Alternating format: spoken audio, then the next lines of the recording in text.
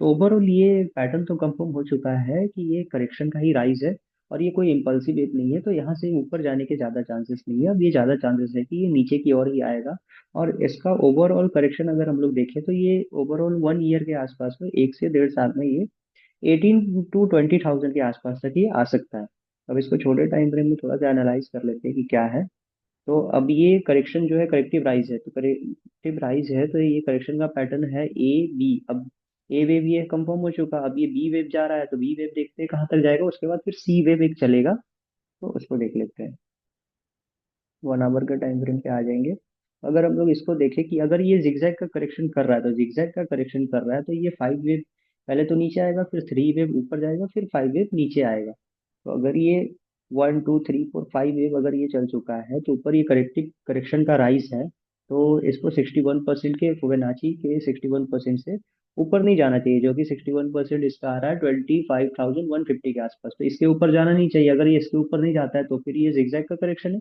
अगर ये ऊपर चला जाता है तो फिर ये फ्लैट का करेक्शन में आएगा। तो फिर इसको देखते हैं, बट अभी ओवरऑल ये ज्यादातर चांसेस लग रहा है कि ये फ्लैट करेक्शन ही मतलब जिगजैग करेक्शन ही करने वाला है। तो हो सकता है कि यहाँ पे ये थोड़े टाइम और बिताए, कुछ टाइम पे यहाँ पे बिताए, उसके बाद फिर सी वेब कंप्लीट करके फिर नीचे की ओर आना शुरू कर दे। तो हो सकता है इधर ही 100 पॉइंट के आसपास ये रहे ऊपर। ज्यादा ये ऊपर जाने के चांसेस अभी कम दिख रहे हैं। तो हो सकता है यहाँ पे टाइम देता है और उसके बाद फिर नीचे आना शुरू कर दे।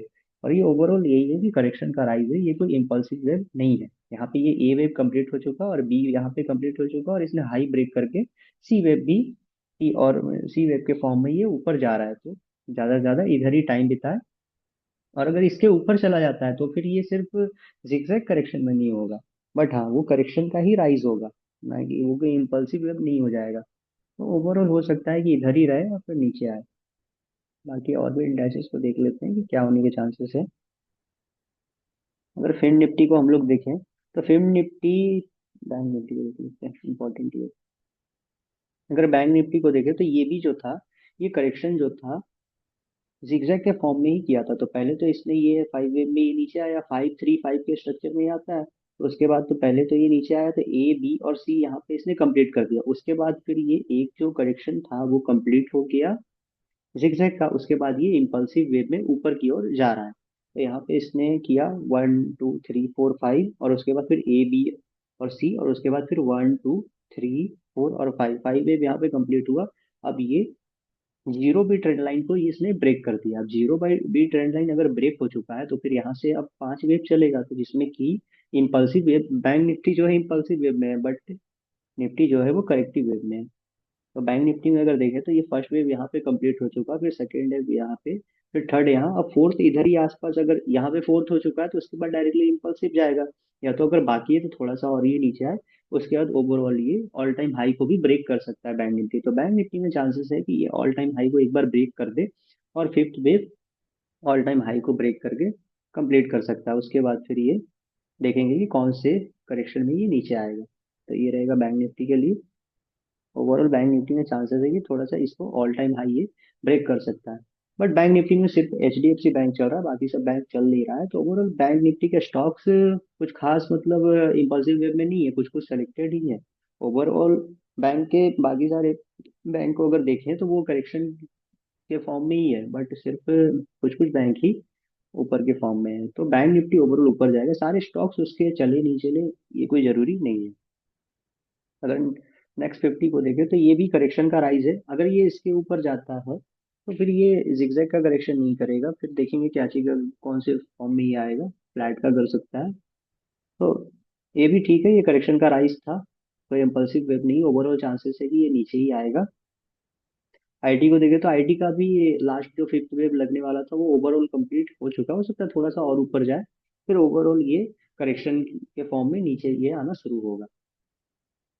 ऑटो को देखें तो ऑटो काफी ज्यादा बेरिश है, और ये भी करेक्शन का राइज था। थोड़ा सा ये ऊपर जाए फिर इधर भी टाइम बिता के फिर ये भी नीचे आना शुरू कर देगा। तो ओवरऑल मार्केट नीचे ही आएगा। बैंक निफ्टी को सिर्फ हम लोग देख सकते हैं कि ऊपर जा सकता है। बाकी देखते हैं क्या होता है। एफएमसीजी को देखें तो अच्छा खासा करेक्शन किया, और ये करेक्शन का राइज है, तो हो सकता है एक बार थोड़ा इधर आए, उसके बाद फिर ये टाइम बता के नीचे आना ये भी शुरू कर देगा। मेटल को देखें तो मेटल में अच्छा खासा राइज आ चुका है, करेक्शन का राइज, ना कि इम्पल्सिव। तो यहाँ से ये भी फिर मार्केट नीचे आना शुरू करेगा मेटल भी। फार्मा को देखें तो फार्मा भी करेक्टिव फॉर्म में है, तो करेक्टिव फॉर्म में है तो ये भी करेक्शन का राइज कर चुका है। देखते हैं थोड़ा सा और इधर टाइम और बीता है, उसके बाद फिर ये नीचे आने के चांसेस है इसके भी। एनर्जी को भी सेम उसी फॉर्म में है, ये भी करेक्शन का राइज है, और करेक्टिव राइज में ये अपना पैटर्न कंप्लीट होने ही वाला होगा। ज्यादा से ज्यादा थोड़ा सा और ऊपर जाए फिर ओवरऑल ही नीचे ही आएगा।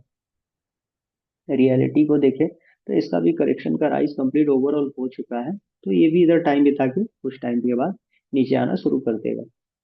निफ्टी 500 को देखें तो ये भी अपना नीचे आया, फिर अभी ये ऊपर करेक्शन का राइज है, तो ये भी थोड़ा सा टाइम बिता है, और इसके भी चांसेस है नीचे आने के, और ये अच्छा खासा नीचे आएगा 17 to 18,000 के आसपास तक ये आने के इसके चांसेस हैं।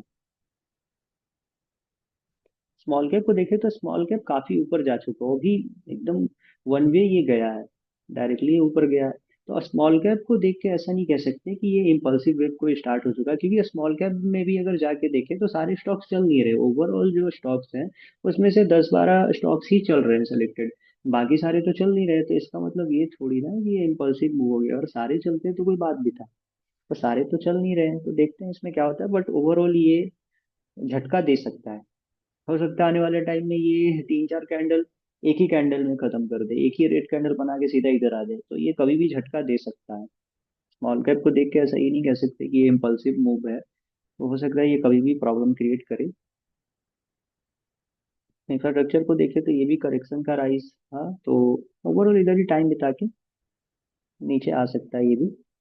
मेडकप को भी देखे तो ये भी 61% के ऊपर जा चुका है, स्मॉल कैप भी जा चुका है, तो इसका मतलब ये नहीं है कि ये इम्पल्सिव वेव स्टार्ट हो चुका है। तो ये लोग कभी भी प्रॉब्लम कर सकता है, कभी भी ये नीचे आ सकता है, क्योंकि रिटेलर ज्यादातर लोग तो स्मॉल कैप और मिड कैप ही उठाते हैं, ज्यादातर तो स्मॉल कैप ही उठाते हैं। तो डर उन लोगों में अभी बना नहीं है, सब लोग निफ्टी को देख के उठाए जा रहे हैं, बट ओवरऑल वो प्रॉब्लम में फंस सकते हैं, तो प्रॉब्लम आ सकता है।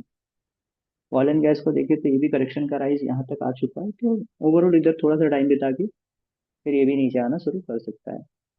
कमोडिटीज में भी सेम है, ये भी करेक्टिव राइज है, तो ये भी इधर थोड़ा टाइम बिता है, फिर ये भी नीचे की तरफ स्टार्ट करेगा।